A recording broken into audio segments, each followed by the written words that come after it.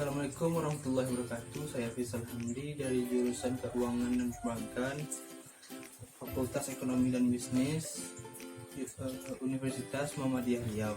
Di sini saya akan menjelaskan tentang sejarah dan perkembangan komputer.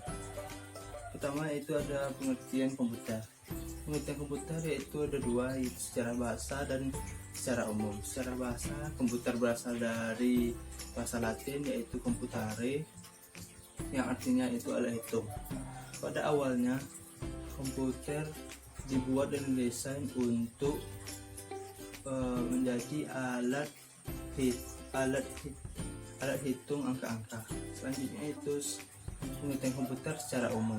Pengertian komputer secara umum yaitu suatu alat atau perangkat elektronik yang digunakan untuk mengolah data sesuai dengan prosedur yang telah dirumuskan sebelumnya dan dapat memberikan informasi yang bermanfaat bagi penggunanya. Selanjutnya yaitu secara umum, selanjutnya itu inspirasi. Inspirasi di sini maksudnya yaitu alat hitung yang mana menjadi inspirasi lahirnya komputer. Yang pertama itu ada sempoa. Sempoa bisa dianggap menjadi awal pertama lahirnya komputer. Kedua yaitu ada kalkulator roda numerik yang mempunyai 8 roda putar yang fungsinya tentu saja sebagai pengolah angka. Yang ketiga ada mesin analitik, yaitu mesin perhitungan otomatis yang ditemukan oleh Charles Babbage.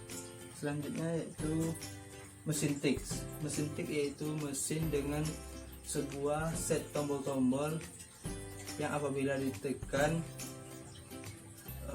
menyebabkan huruf dicetak pada dokumen. Selanjutnya yaitu perkembangan komputer.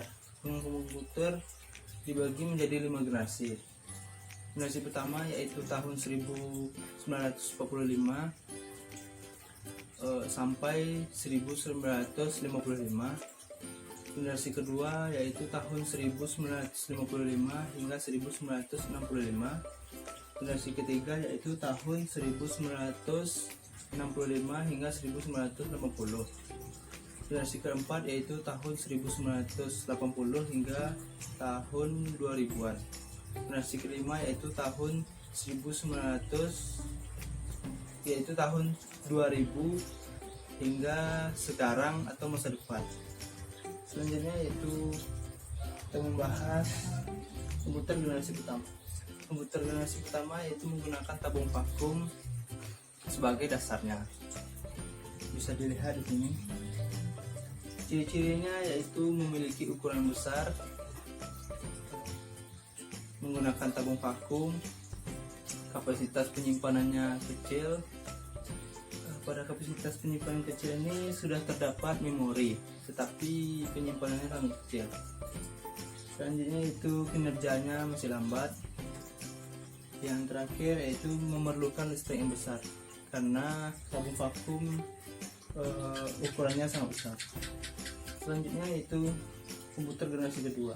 Pada komputer generasi kedua ini tidak memakai tabung vakum sebagai dasarnya, melainkan diganti dengan transistor.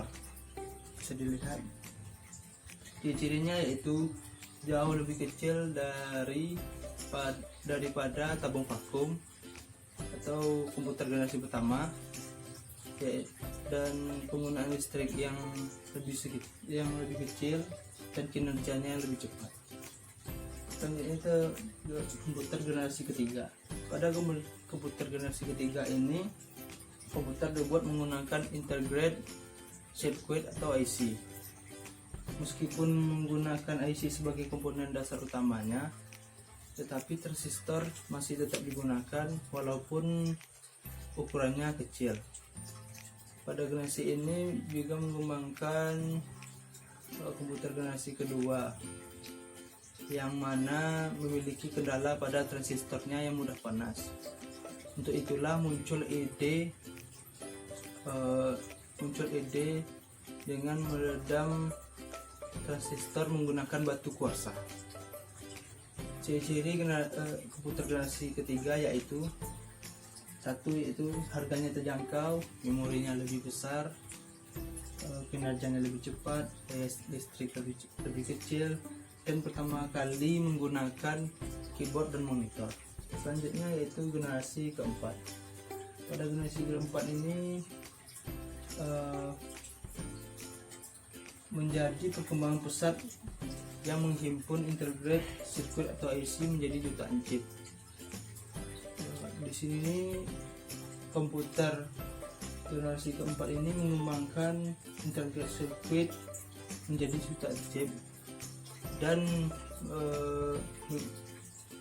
memiliki komponen penggabung IC yang sangat banyak. Ciri-ciri komputer generasi keempat yaitu menggunakan large scale integration atau LSI. Kedua, digunakan untuk perorangan. Ketiga yaitu efisien dan dapat dibawa kemana-mana. Keempat yaitu menggunakan semikonduktor dan mikroprosesor untuk memorinya. Selanjutnya yaitu generasi kelima.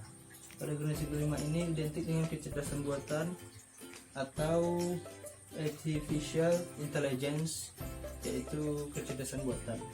Ciri-ciri komputer generasi kelima yaitu masih menggunakan large scale integration atau LSI.